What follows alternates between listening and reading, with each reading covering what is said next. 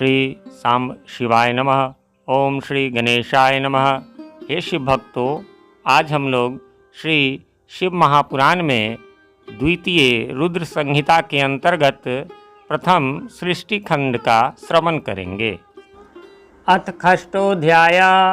महाप्रलय काल में केवल सद्ब्रह्म की सत्ता का प्रतिपादन, उस निर्गुण निराकार ब्रह्म से ईश्वर मूर्ति अर्थात सदाशिव का प्राकट्य, सदाशिव द्वारा स्वरूप भूत भक्ति अर्थात स्वरूप भूत शक्ति अर्थात अंबिका का प्रकटीकरण, उन दोनों के द्वारा उत्तम क्षेत्र अर्थात काशी आनंद वन का प्रादुर्भाव, शिव के वामांग से परम पुरुष विष्णु का आविर्भाव तथा उनके सकाश से प्राकृत तत्वों की क्रमशः उत्पत्ति का वर्णन।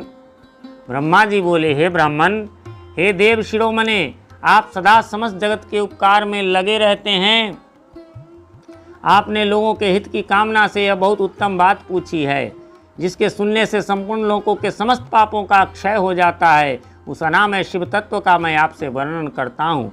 शिव तत्व का स्वरूप बड़ा ही उत्कृष्ट और अद्भुत है, जिसे यथार्थ रूप से न मैं जान पाया हूँ, न विष्णु ही जान पाए और न अन्य कोई दूसरा ही जान पाया है। जिस समय यह प्रलय काल हुआ, उस समय समस्त चराचर जगत नष्ट हो गया। सर्वत्र केवल अंधकार ही अंधकार था। न सूर्य ही दिखाई देते थे और अन्य ग्रहों तथा नक्षत्रों का भी पता नहीं था। न चंद्र था, न दिन होता था, न रात हो ही थी। अग्नि, पृथ्वी, वायु और जल की भी सत्ता नहीं थी। उस समय प्रधान तत्व अव्याकृत प्रकृति से रहित सूना आकाश मात्र शेष था। दूसरे किसी तेज की उपलब्धि नहीं होती थी। अदृष्ट आदि का भी अस्तित्व नहीं था।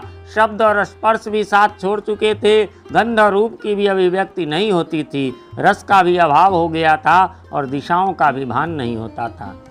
इस प्रकार सब ओर निरंतर सूची भेद्य घोर अंधकार फैला हुआ था। उस समय तत्सद ब्रह्म, इस श्रुति में जो सत्य सुना जाता है, एकमात्र वही शेष था। जब यह वह ऐसा जो इत्यादि रूप से निर्दिष्ट होने वाला भावात्मक जगत नहीं था, उस समय एकमात्र वही सत्य ही शेष था, जिसे योगी जन अपने हृदयाकाश के भीतर निरंतर देखते हैं। यह वह सत्य तत्व मन का विषय नहीं है। वाणी की भी वहाँ तक कभी पहुँच नहीं होती। वह नाम तथा रूप रंग से भी शून्य है। वह न स्थूल है, न कृश है, न ह्रस्व, न दीर्घ है, न लघु है, न ही गुरु है। उसमें न कभी वृद्धि होती है और न ह्रास ही होता है। श्रुति भी उसके विषय में चकित भाव से है इतना ही कहती है, अर्थात उसकी सत्ता मात्र का ही निरूपण कर पाती है। उसका कोई विशेष विवरण देने में असमर्थ हो जाती है। वह सत्य ज्ञान स्वरूप, अनंत परमानंदमय, परम ज्योति स्वरूप, अप्रमेय, आधार रहित, निर्विकार, निराकार, निर्गुण, योगी गम्य, सर्वव्यापी, सबका एकमात्र कारण, निर्विकल्प, निरारंभ, माया शून्य, उपद्रव रहित, अद्वितीय, अनादि, अनंत, संकोच विकास से शून्य तथा चिन्मय है। जिस पर ब्रह्म के विषय में ज्ञान और अज्ञान से पूर्ण उक्तियों द्वारा इस प्रकार अर्थात ऊपर बताए गए अनुसार विकल्प किए जाते हैं, उसने कुछ काल के बाद सृष्टि का समय आने पर द्वितीय होने की इच्छा प्रकट की। उसके भीतर एक से अनेक होने का संकल्प उदित हुआ। तब उस निराकार परमात्मा ने अपनी लीला शक्ति से अपने लिए मूर्ति अर्थात आकार की कल्पना की। वह मूर्ति संपूर्ण ऐश्वर्य गुणों से संपन्न, सर्वज्ञानमयी, शुभ स्वरूपा, सर्वव्यापिनी, सर्वरूपा, सर्वदर्शनी, सर्वकारिणी, सबकी एकमात्र वंदनीय, सर्वाद्या, सब कुछ देने वाली और संपूर्ण संस्कृतियों का केंद्र थी।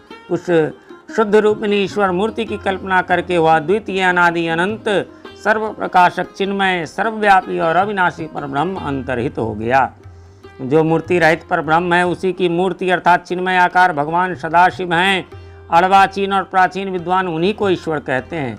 उस समय एकाकी रहकर स्वेच्छानुसार विहार करने वाले उन सदाशिव ने अपने विग्रह से स्वयं ही एक स्वरूप भूता शक्ति की सृष्टि की, जो उनके अपने श्रीअंग से कभी अलग नहीं होने वाली थी। उस पराशक्ति को प्रधान, प्रकृति, गुणवती, माया, बुद्धि तत्व की जननी तथा विकार रहित बताया गया है। वह शक्ति अंबिका कही गई है। उसी को प्रकृति, सर्वेश्वरी, त्रिदेव जननी, नित्या और मूल कारण भी कहते हैं। सदाशिव द्वारा प्रकट की गई उस शक्ति की 8 भुजाएं हैं। उस शुभलक्षणा देवी के मुख की शोभा विचित्र है। वह अकेली ही अपनी मुखमंडल में सदा पूर्णिमा के 1 सहस्त्र चंद्रमाओं की कांति धारण करती हैं।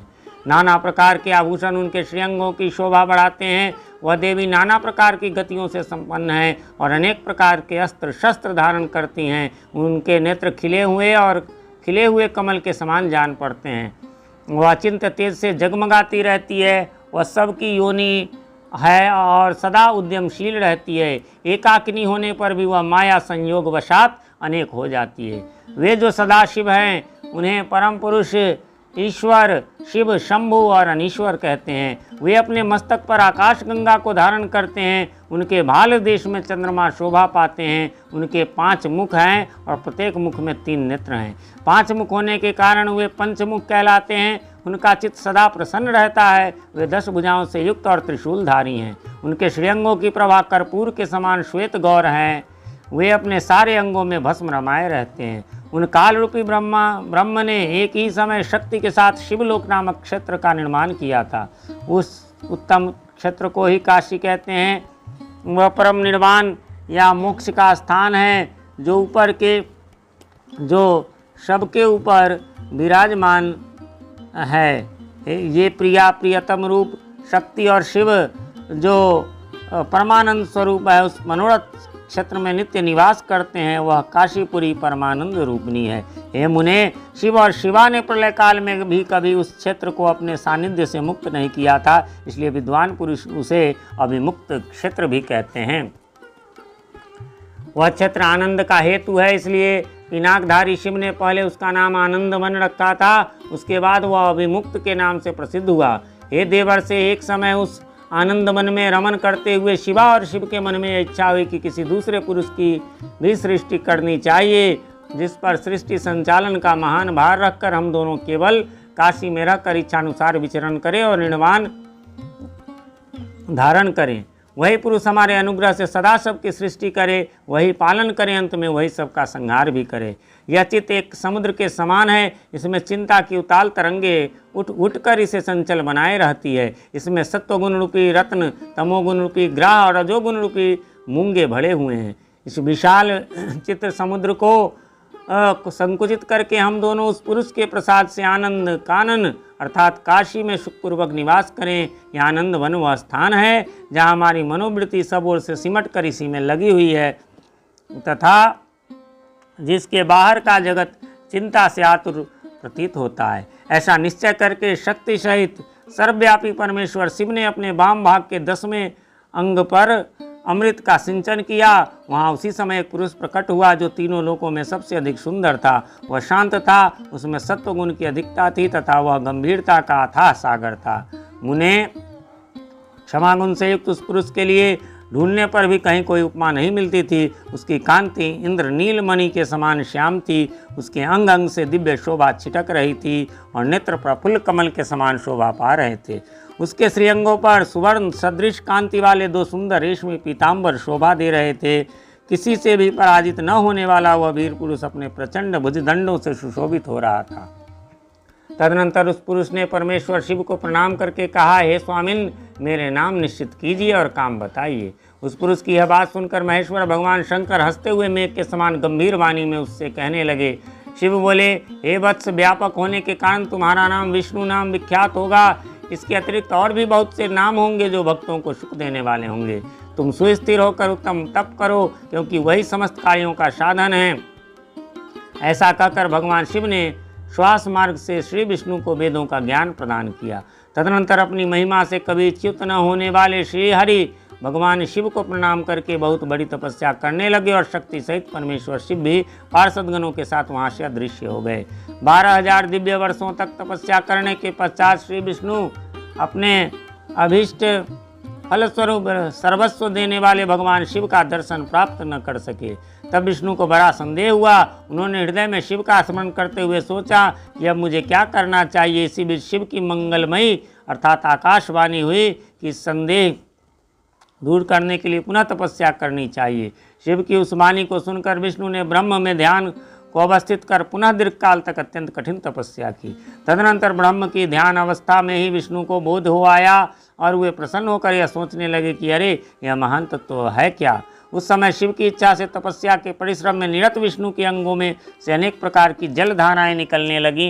हे महामुने, उस जल से सारा सूना आकाश व्याप्त हो गया। वह ब्रह्म रूप जल अपने स्पर्श मात्र से सब पापों का नाश करने वाला सिद्ध हुआ। उस समय थके हुए परम पुरुष विष्णु मोहित होकर दीर्घ काल तक बड़ी प्रसन्नता के साथ उसमें सोते रहे। नार अर्थात जल में शयन करने के कारण ही उनका नाम नारायण यह श्रुति सम्मत नाम प्रसिद्ध हुआ। उस समय उन परम पुरुष नारायण के अतिरिक्त दूसरी कोई प्राकृत वस्तु नहीं थी। उसके बाद ही उन महात्मा नारायण देव से यथा समय सभी तत्व प्रकट हुए। हे महामते, हे विद्वान, मैं उन तत्वों की उत्पत्ति का प्रकार बता रहा हूँ, सुनिए। प्रकृति से महत तत्व प्रकट हुआ और महत तत्व से सत्वादि तीनों गुण, इन गुणों के भेद से त्रिविध अहंकार की उत्पत्ति हुई। अहंकार से 5 तन्मात्राएं हुई और उन तन्मात्राओं से 5 भूत प्रकट हुए। उसी समय ज्ञानेंद्रियों और कर्मेंद्रियों का भी प्रादुर्भाव हुआ। हे मुनि श्रेष्ठ, इस प्रकार मैंने आपको तत्वों की संख्या बताई है। इनमें से पुरुष को छोड़कर से सारे तत्व प्रकृति से प्रकट हुए हैं, इसलिए सब के सब जड़ हैं। तत्वों की संख्या 24 है। उस समय का एकाकार हुए 24 तत्वों को ग्रहण करके हुए परम पुरुष नारायण भगवान शिव की इच्छा से ब्रह्म रूप जल में सो गए। इस प्रकार श्री शिव महापुराण के अंतर्गत द्वितीय रुद्र संहिता के प्रथम खंड में सृष्टि उपाख्यान का विष्णु उत्पत्ति वर्णन नामक 6ठा अध्याय पूर्ण हुआ।